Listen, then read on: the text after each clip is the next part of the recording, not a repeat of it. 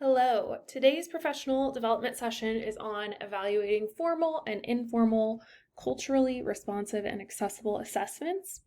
Assessment has been a hot topic floating around our school this year, and we just wanted to touch base on some of our district and schools' expectations regarding assessment and hopefully some helpful tidbits to structure the best assessments for you and your students. Today we're looking at how can we make our assessments culturally responsive and accessible. First, we want to establish the difference between assessment and evaluation. It's important to remember that assessment is continuous, it takes place over time, and it helps you gauge the value and the quality of your teaching and how it translates into students learning and developing their skills. Evaluation, on the other hand, is more of a final judgment performance of student abilities. Both assessment and evaluation collect information and data on student knowledge, and they are often confused or used interchangeably because of this. However, we really want you to remember assessment is for learning and evaluation is of learning. You can also think of these as formative and summative assessments, which we've talked about a lot with that language. As you can see from the graphic at the bottom of this screen, formative assessments, the continual as-you-go assessments, outweigh the summative assessment in size and in number. So probably in your classrooms and with your students, you most likely use small, informal techniques that are more often summative, or more than your summative assessment, This year at Manhattan High School, our goal is to not use assessment and evaluation interchangeably anymore. We want to set the expectations for assessments and the idea that we will use these more often than we use summative evaluations. Our theme for the year is compassion, and we want to extend that into our academic classwork as well. This year, we want to start to shift our focus to being culturally responsive during our teaching and assessment to make sure that we are creating an equitable environment for all students to learn. To do this, we want to use the current research to implement more innovative teaching methods and more low-stakes methods of assessment. So why do we assess? Assessment is really important because it shows us and our students if the goals and the objectives that we have set are being met. They show us if those standards have been mastered, and they guide us towards maybe what needs to be retaught or framed in a different way.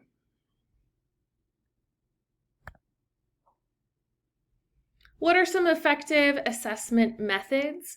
Some effective teaching methods are things that you probably already do in your classroom, like self-assessment, peer assessment, maybe some writing activities, exams, discussions, or having students speak their answers and discuss amongst themselves, activities, exit tickets, or rubrics. It's important to remember that differentiation is best when asking students to demonstrate their learning. Every student is different, so they need to be allowed different forms of showing their knowledge.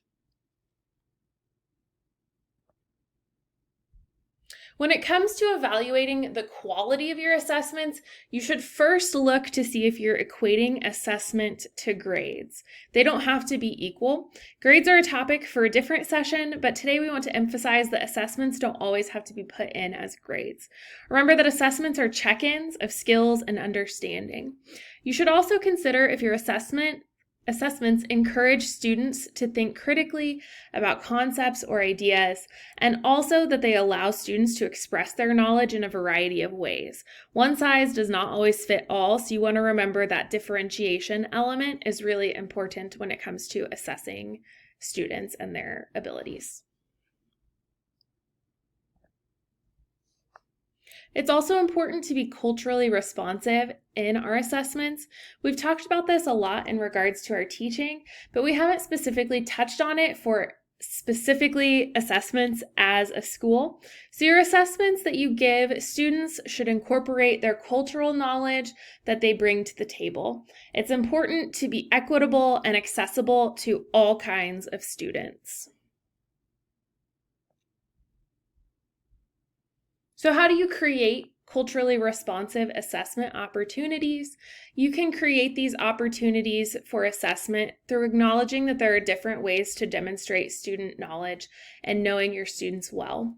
Culturally responsive teaching is focused in relationships, and assessments are the exact same way. So maybe you have a student whose strength is not writing down what's in their head, but you can walk up to them, ask them to explain a concept, and they can do it flawlessly. So that would be a way of knowing your students and still allowing that assessment to happen. It might just not be in the traditional way that everyone else is demonstrating their knowledge. How do you improve instruction on assessment data? So you can improve your instruction based on assessment data, which all of you most likely do already. Reflective practice is what all good teachers do. It's when you look at what you have been or what you have presented to your students, how your students have responded to it, and assessing how you can adjust your approach to better help your students achieve and learn. It's also having conversations with students about what they need and then adapting those conversations or your results from those conversations to their needs. It's also important that you assess your students. You create low stakes assessment opportunities.